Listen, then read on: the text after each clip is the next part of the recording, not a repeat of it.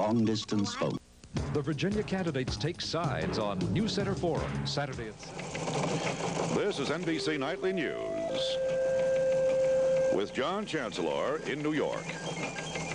Good evening. President Reagan today promised again that his economic program would turn the economy around and vowed to stick with his policies of deep tax and spending cuts. The president used unusually colorful language in defending his plan in a speech in Denver.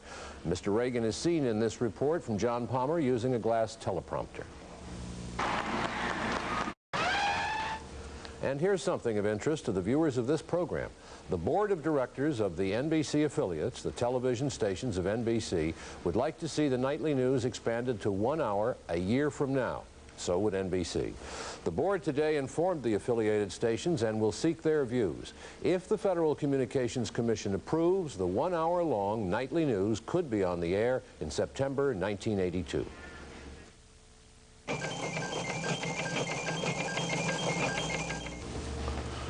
David Brinkley decided recently to bring to an end his career at NBC News, which spans 38 years, and go on to other work. His appearance tonight on the NBC magazine with David Brinkley will be his final one at NBC. He began in television in the old days of fuzzy black and white pictures on little screens. Since then, he's done it all. As a writer, he is simply the best. As a stylist, he's impossible to imitate, although a lot of people have tried. Many memories around here tonight. Today's news today. In Washington, politics is always a major industry, but lately it's been more so. And be an eyewitness to the happenings that made history in the last 24 hours. Today, we had a cameraman at the White House spend the whole day making pictures of Mrs. Mamie Eisenhower. First, she greets 8 members of the Senior Girl Scout Troop 25 of Ridgewood, New Jersey. A little later in the day, 10 minutes later, here came the winner of the National Cherry Pie Baking Contest. Well, we are off to a flying start in many ways, Chet. I was a little staggered to see this convention start on time, and so were the delegates because they weren't here. We were here in our not very commodious but most comfortable glassed-in booth. It used to be that Eastern money largely financed the Republican Party. Now, Chet, I believe you were telling me the other day about some Wall Street bankers. First of all, I don't know too many Wall Street brokers and bankers. Well, I might say you impressed me when you were telling it. I was led to believe you're widely acquainted in those circles.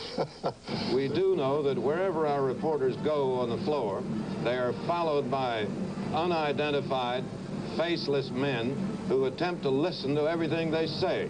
Political parties have more dignitaries per square foot than any other kind of institution in America.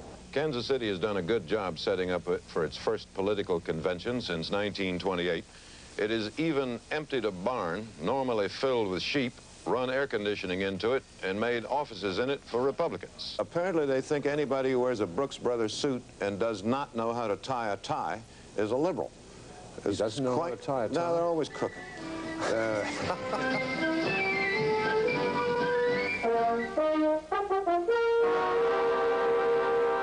A medical researcher has surveyed 1,000 narcotics addicts and found that only 8 of them were Republicans and 999 were Democrats. And if a campaigning politician could not make promises, he could hardly open his mouth.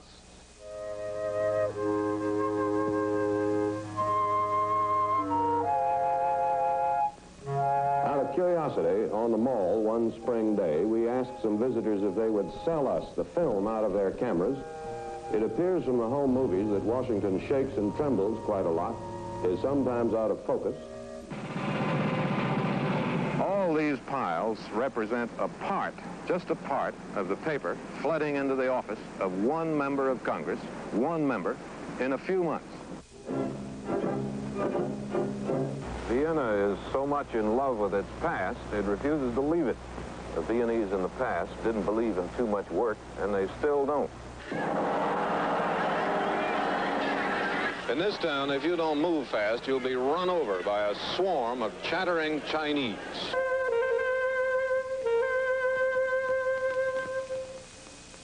This is a picture of a man going out to lunch. Egypt, the Sahara Desert, south of Cairo.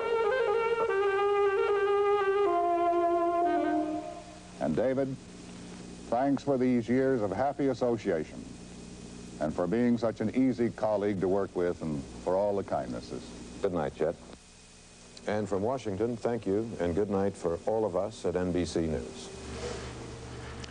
Good luck, David, and good night for NBC News.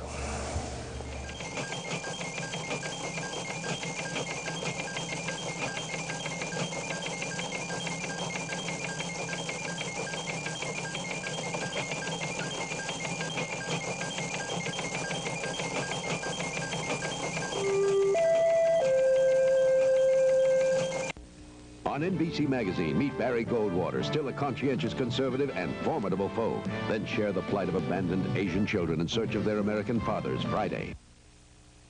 Embryo, a TV premiere. Rock Hudson. Through the miracle of modern science, he created the perfect woman. Will you teach me? But there was a flaw. Now she must kill to live. Friday.